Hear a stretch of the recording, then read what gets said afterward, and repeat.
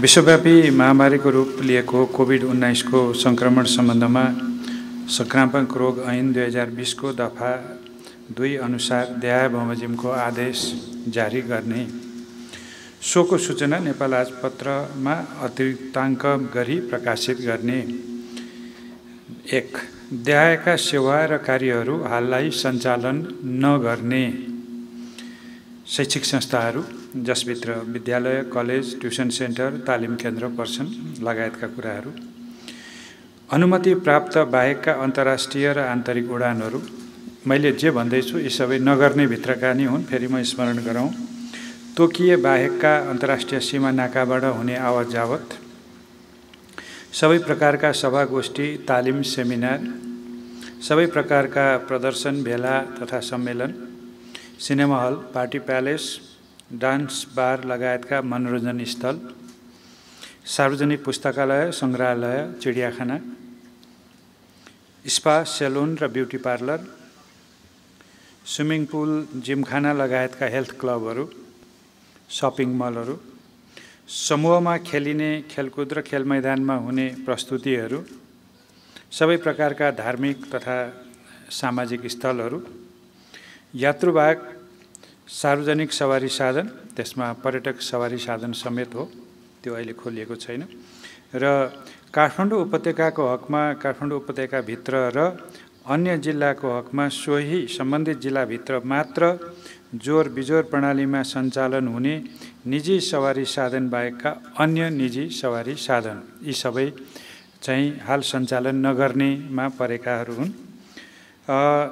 दोस्रो निर्णय, यही आदेशकै दोस्रो बुँदा म पढ्न गइरहेको छु। सामाजिक दूरी कायम गर्ने, जनस्वास्थ्य लगायतका स्वास्थ्यका सबै सुरक्षाका उपायहरू अपनाउने र त्यो स्वास्थ्य सुरक्षाका मापदण्ड र चाहिँ अरू कुराहरू, सामाजिक दूरी कायम गर्ने कुराहरू पालना गरेर गर्न सकिने कुराहरू मैले यहाँ उल्लेख गर्न गइरहेको छु। र देहायका सेवा तथा कार्यहरू सञ्चालन गर्ने, त्यसमा स्वास्थ्यसँग सम्बन्धित सबै सेवा जसमा निजी क्लिनिकहरू समेत पर्छन्, त्यसै गरी सबै प्रकारका कृषि र पशुपक्षी व्यवसाय, उत्पादनदेखि बिक्री वितरणसम्मको सबै श्रृङ्खला खुला गरिएको छ। उद्योग, व्यापार, व्यवसाय, पसल र डिपार्टमेन्ट स्टोरहरू खुला गरिएका छन्। म फेरि दोहोऱ्याउँ, उद्योग, व्यापार, व्यवसाय, पसलहरू र डिपार्टमेन्ट स्टोरहरू खुला गरिएका छन्। सपिङ मलहरू खुला गरिएको छैन, डिपार्टमेन्ट स्टोरहरू खुला गरिएको छ। खाद्य वस्तुहरू समेतका चिजहरू को चाहिँ बिक्री वितरणलाई सहज गर्नको लागि हो। त्यसपछि सबै प्रकारका ढुवानीहरू, आधारभूत वस्तुहरूको ढुवानी सेवा योभन्दा अगाडि पनि चलेकै थियो, अहिले चाहिँ सबै प्रकारका ढुवानी सेवाहरूलाई खुला गरिएको छ। व्यक्तिहरूको पैदल आवागमनलाई खुला गरिएको छ र यो आवागमन गरिरहँदा भिडभाड नगर्ने, आफूले मास्क लगाउने, आफ्नो चाहिँ सुरक्षाको उपायहरू अपनाउने कुराहरू त छँदैछन्, तर सामान्य भिड नगरिकन आवागमन गर्ने, हिँडुल गर्ने कुरालाई खोलिएको छ। साइकल र मोटरसाइकल चल्न दिने निर्णय भएको छ र त्यसमा मोटरसाइकलमा एकजना मात्रै व्यक्ति रहने हो, डबल राइडर अथवा 2 जना चढ्ने व्यवस्था हुन सक्दैन, जसले हाँक्ने हो ऊ मात्रै बस्ने गरी जान सक्ने व्यवस्था गरिएको छ।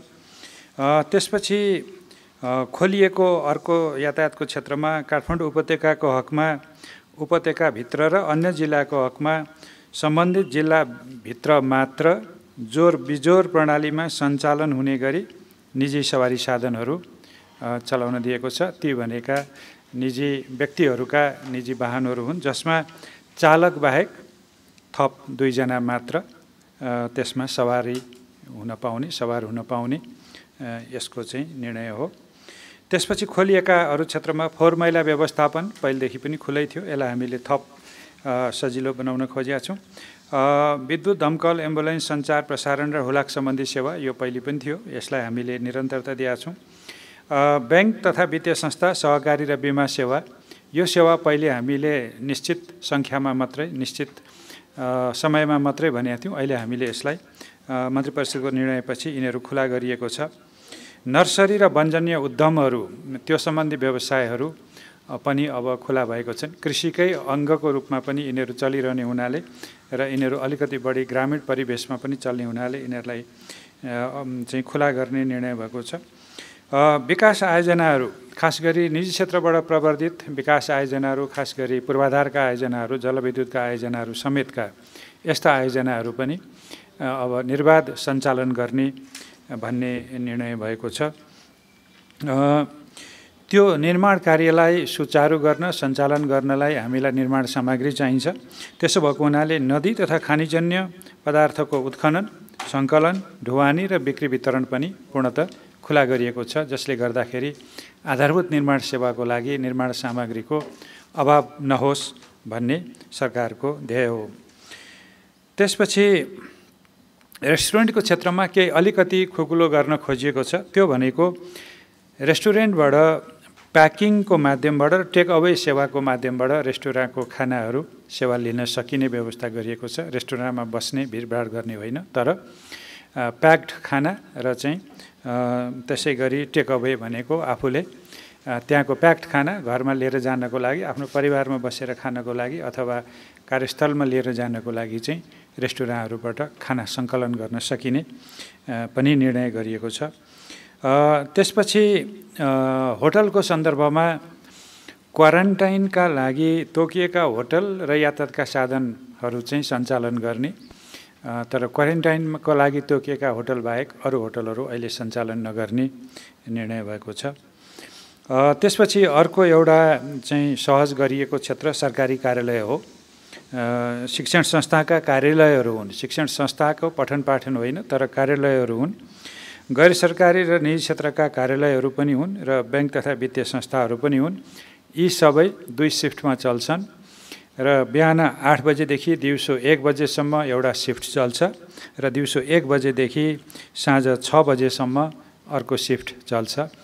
खास गरी आवागमनमा, यातायातमा धेरै भिडभाड नहोस् भन्ने पनि एउटा तर्क हो र अर्को चाहिँ कार्यस्थलमै पनि एउटा दूरी, भन्न त हामी सामाजिक दूरी भन्छौँ, तर त्यो भौतिक दूरी हो। कार्यस्थलमै पनि भौतिक दूरी हामीले 2 मिटर भनिरहँदा कतिपय अवस्थामा कार्यालयहरूमा त्यो सम्भव नहुने हुनाले 2 सिफ्ट सञ्चालन गर्ने। म फेरि दोहोऱ्याउँछु, बिहान 8 बजेदेखि 1 बजेसम्म र 1 बजेदेखि बेलुका 6 बजेसम्म 2 सिफ्ट कार्यालयहरू पूर्ण रूपमा सञ्चालित हुन्छन्। त्यसले गर्दाखेरि बढी भिडभाड नभई आधारभूत सेवाहरू प्रवाह गर्नलाई र यसै पनि यो आर्थिक वर्षको अन्त्य छ, धेरै कामहरू गर्नुपर्ने पनि स्थिति छ, त्यसलाई पनि सहजीकरण गर्नलाई अलिकति बढी यसमा सहज गर्नु परेको हो। त्यसपछि अर्को एउटा यससँग सम्बन्धित निर्णय पनि हो। सार्वजनिक तथा जोरबिजोर प्रणालीमा सञ्चालन हुने गरी निजी सेवा प्रदायक कार्यालयका श्रमिक र कर्मचारी ओसार पसार गर्न प्रयोग गरिने सवारी साधनहरू पनि श्रमिकको आवागमनको लागि चाहिने हुनाले त्यो खुला गरिएको छ, तर सिटको एक लहरमा एकजना मात्र यात्रु राख्ने गरी त्यो यातायात खुला गरिएको छ। कसको लागि भन्दाखेरि ती चाहिँ सार्वजनिक र जोरबिजोर प्रणालीमा सञ्चालन हुने गरी निजी सेवा प्रदायक कार्यालयकाहरूको श्रमिक र चाहिँ संस्थाहरू या उद्योगका श्रमिकहरूको लागि हो यो। त्यसरी राख्दाखेरि एउटा गाडीको सिटको एक लहरमा एकजना मात्रै र सबै यात्रुले अनिवार्य रूपमा मास्कको प्रयोग गर्ने, सेनिटाइजरको व्यवस्था गर्ने र स्वास्थ्य सुरक्षाका सबै व्यवस्था गर्ने, त्यसमा सवारी साधनलाई निसङ्क्रमित गर्ने कुराहरू पनि गर्नुपर्छ, जसले त्यो बस सेवा अथवा त्यो यातायात सेवा लिनेलाई कुनै किसिमको सङ्क्रमणको जोखिम नहोस्। यी सबै सेवा र कार्य सञ्चालन गर्दा सम्बन्धित मन्त्रालयले जनस्वास्थ्य र सुरक्षा मापदण्डका आधारमा आफ्नो कार्यक्षेत्र पर्ने विषयहरूको सम्बन्धमा आवश्यक प्रोटोकल जारी गरी लागू गर्नुपर्नेछ। यो प्रोटोकल भनेको चाहिँ के कसरी व्यवहार गर्ने हो, कुन शर्तमा काम गर्ने हो, कुन किसिमका सुरक्षाका उपायहरू अपनाउनु पर्ने हो, यो मापदण्डको कुराहरू यो प्रोटोकलमा रहन्छ। यस आदेशको क्रमसङ्ख्या 2 को खण्ड य, थ र द बमोजिमको व्यवस्था 2077 साल असार 1 गतेदेखि र अन्य व्यवस्था तत्काल प्रारम्भ भई 21 दिनसम्म कायम रहनेछ। परिस्थितिको समीक्षा एवं सङ्क्रमणको जोखिम विश्लेषणको आधारमा उल्लेखित व्यवस्थामा आवश्यक हेरफेर पनि गर्न सक्ने मन्त्री परिषदले निर्णय गरेको छ। अब म एउटा कुरो स्पष्ट गर्छु, त्यो क्रमसङ्ख्याको खण्ड य, थ र द मा चाहिँ के छ, जुन 1 गतेबाट मात्रै लागू हुन्छ।